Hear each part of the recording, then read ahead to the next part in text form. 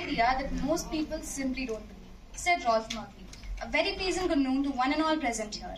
I, Arya Kumari of Standard 11th, is here to give a PowerPoint presentation on the topic, the future of nanotechnology.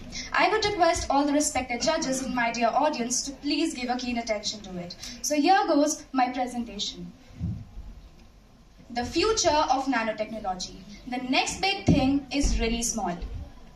This is the presentation layout of my presentation, and these are the few points that I will be discussing further in this presentation.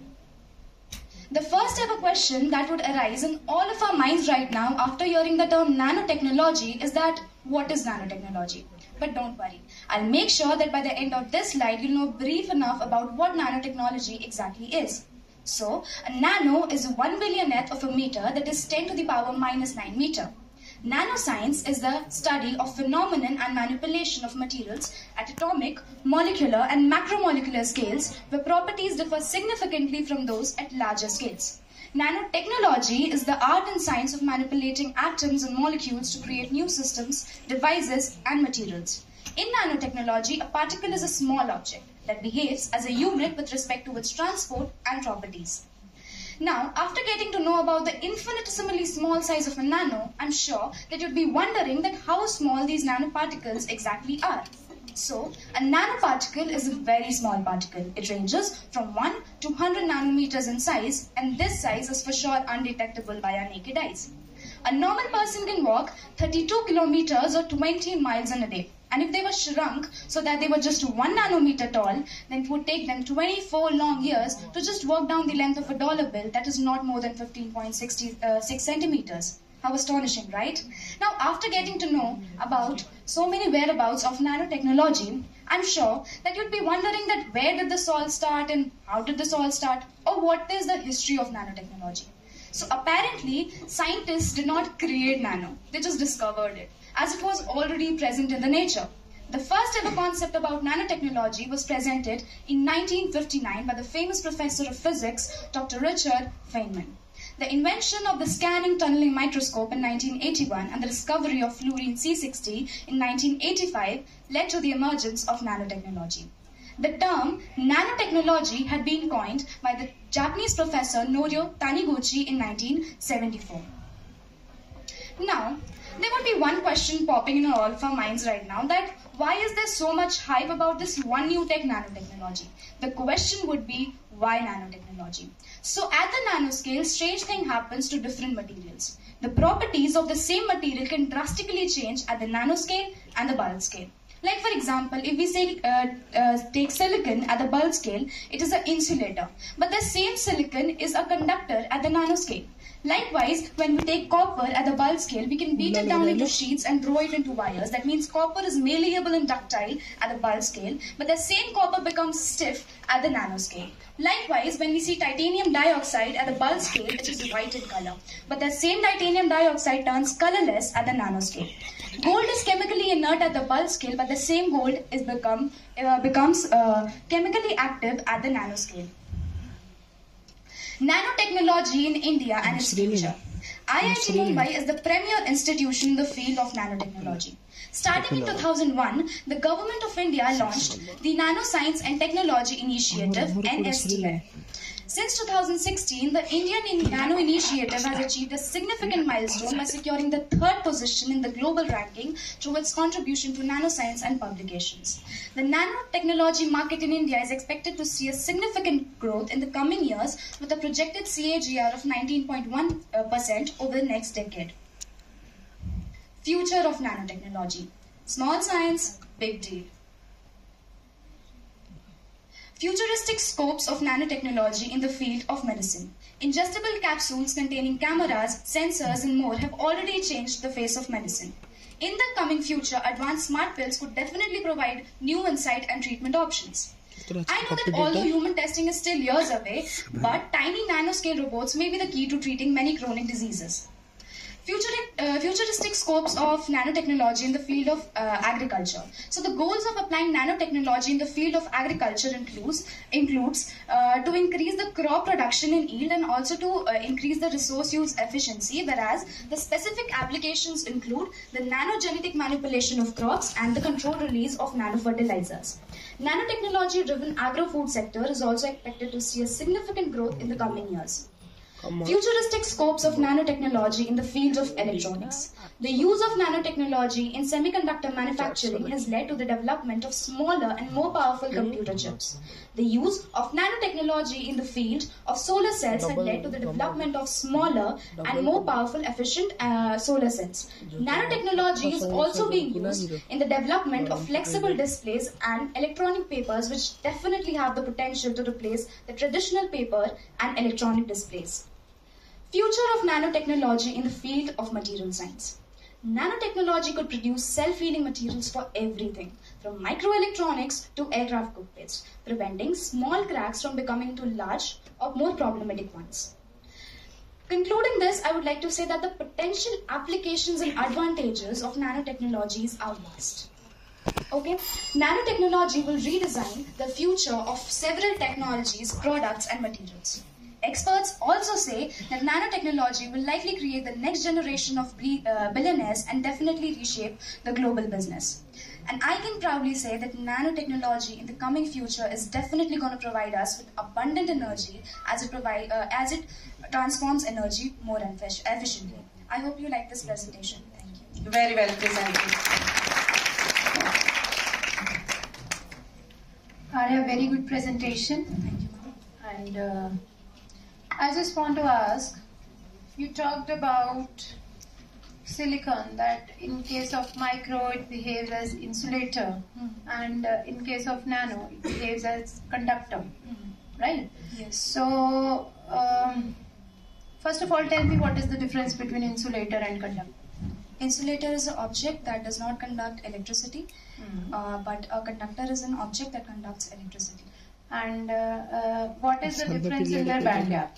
Band gap. So when a semiconductor is the gap between a semiconductor, normally the energy band gap of a semiconductor is more than that of a metal, and when we break down the normal bulk material of silicon with that band gap into smaller nanoscale, then the band gap increases and the semiconductor silicon somehow becomes, due to the increased band gap, it becomes insulator becomes a conductor due to the increased band gap. So which one is having increased band gap? Is it insulator or conductor? I am asking you the band gap of insulator and conductor. Not semiconductor. Semiconductor. I'm not talking about semiconductor. I'm just asking you about the difference between the band gap of insulator and conductor. The band gap of insulator is negligible, but the band gap of conductor is more than that of insulator. That's what I mean. And what about semiconductor? Semiconductor, it is in between, as per I know. I'm not very sure about it. Oh, that's in between, right. And have you studied about P-type semiconductor and N-type semiconductor? No, ma'am, I'm not very familiar with this topic, but I'll brush up. You're in plus 2? No, plus 1. Plus 1. Okay, right. So, anyways, you talked about smart pill. Yes. What is smart pill? Smart pills are those pills which have nanotechnology in them. Like how nanotechnology will be embedded in pill? In pill. So when we break down bulk materials into nanomaterials, the surface volume ratio increases, and by that form, what happens? Like I'll take an example for chemotherapy. We use a lot of nanotechnology-driven pills. So in that, what happens? These pills have nanotechnology in them, and the use of those that nanotechnology in those pills are that when we intake that into our body, the pills have the capability, since they are very small in size, in nanoscale, so they can efficiently detect which are the cancer-causing cells and which are the healthy cells. And by detecting that, they can efficiently kill the ones that are meant to be killed, the cancerous cells, and they will not harm the healthy cells. Yeah, that is their function. But what is smart pill? That is it behaving like a medicine also, and it is smart pill also? Smart. You were talking about some robotic mechanism in between that pill, that it will go inside and will detect, cameras will be there. Yes. So what kind of medicine that pill it will be? Is it a medicine or just a name is given that it is smart pill? No, it is having those smart functions, and that is why it is a smart pill. In the future, it is we have pill cam and all that, but smart pills will be in the future. They are not right now. So those smart pills, the doctors we will intake that, and the doctors from outside can have a control on those pills, and they can actually control the pills, those cameras, those sensors that will be going with that pill inside a body, and do the respected work that is assigned to that. Where this nanotechnology is used in solar cells. You mentioned somewhere that nanotechnology is used in solar cell. So Yes. how this nanotechnology is used in solar cell? So we give a layering of CNT, carbon nanotubes, on the solar cells, and those carbon nanotubes very efficiently capture the sun's energy, and in lesser time they capture more energy. So we use basically the nanotechnology thing, that is CNT, carbon nanotubes. So what will be the effect of covering that with a nanotube, carbon nanotube? Carbon nanotube are basically nanotubes. That means they are 2D nanomaterials in which 2 dimensions of the material is in nanoscale and one is in the bulk scale. Through that, we can capture more energy due to its smaller size, because when the surface by volume ratio increases in a material that is in nanoscale, so it can have more surface for reactivity, more surface for capturing anything. So that way CNT captures more energy. Do you know what is graphene? Graphene. No ma'am, I'm not known to this. Okay, very well done. Yes, well done, Maya. Okay, my question is, we know that gold is a noble metal, but at the nanoscale level, gold becomes reactive. Yes. Why? So the properties of normal materials drastically change. At the bulk scale they are different, and at the nanoscale they are different. It is because of the energy band theory. So for different materials, conductors, semiconductors and insulators, the energy gap, the discrete bands of energy, the gap between them are varying at the bulk scale, but the energy gap and band gap between them varies at the nanoscale. And that is the reason that why it changes. Like, I'll give you an example. Yes. We have Disprin.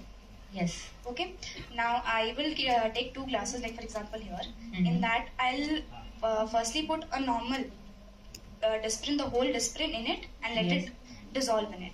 Mhm. And the other side, I will Mhm. crush that Disprin to some amorphic form, Mhm. and then I will put it into that, which will dissolve in the water more quickly. Crushed. The crushed one. Yes. So the properties at the bulk scale and a little lesser scale, they are varying. So the same way, the properties of different materials at the bulk scale and the nanoscale varies. Like, Means the atom which is present at the surface, it behave different than the atom present at the bulk. no. I mean, I just mean to say the property. Because gold is gold. Yes. Gold is made up of gold atoms. Yes. So why gold atom present at the surface behaves differently? The gold atom which is present in the bulk. Sorry, ma'am, I'm not going to start like that. It's okay. Now, what you have used the term nanogenetic manipulation. Yes. So what is it? So nanogenetic manipulation is very similar to So what is, tell me first of all, what is genetic manipulation? Yes, I was just going to say that. Yes. Nanogenetic manipulation is very similar to genetic manipulation. In genetic manipulations, we definitely redesign the genes, the basic pairs, the basic bonds of a genes. And the 2 main reasons that could be, firstly, to either correct the wrong pairs, the wrong basic bonds of a gene, or secondly, to create new things. So that is genetic manipulation. Or genotherapy is another term for that.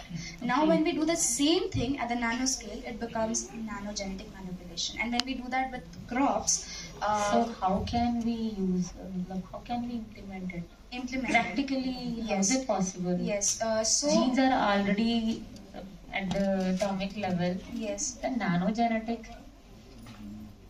Na- it's beyond imagination. No, it is not beyond imagination. Like, as per I know, based on what I know, But if we are talking about the DNA, the size of DNA is approximately 2 nanometer yeah, yes. size of DNA. So nanogene, Nanogenetic, because we are using that thing in fertilizers or pesticides, as per like when we use the small sized nanogenetic fertilizers and all that, so they will go to the genes and they will manipulate them at the nanogenetic level. I'm not very wrong. I think I'm going the wrong direction. Still well answered. Thank you.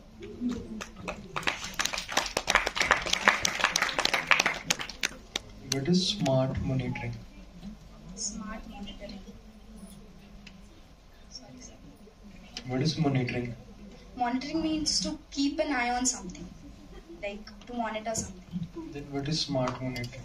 Smart monitoring maybe with some advanced technologies. Monitoring could be with anything, manual or automatic, but smart with advanced things. What is microelectronics? Microelectronics. Electronics at the micro scale. That will be microelectronics. Role of the nanotechnology and the data science. Data science. So data science, we are using computer chips normally. So in the normal computer chips, they are of like a little bigger size. But when we use nanotechnology using carbon nanotubes, CNT, we make microchips. The normal computer chips cannot store up to 100 terabytes. But when we use nanotechnology and make microchips, then it can store over 100 terabytes in itself. So in that way, data science, it is being used. Thank you. Thank you. Very well done. A huge round.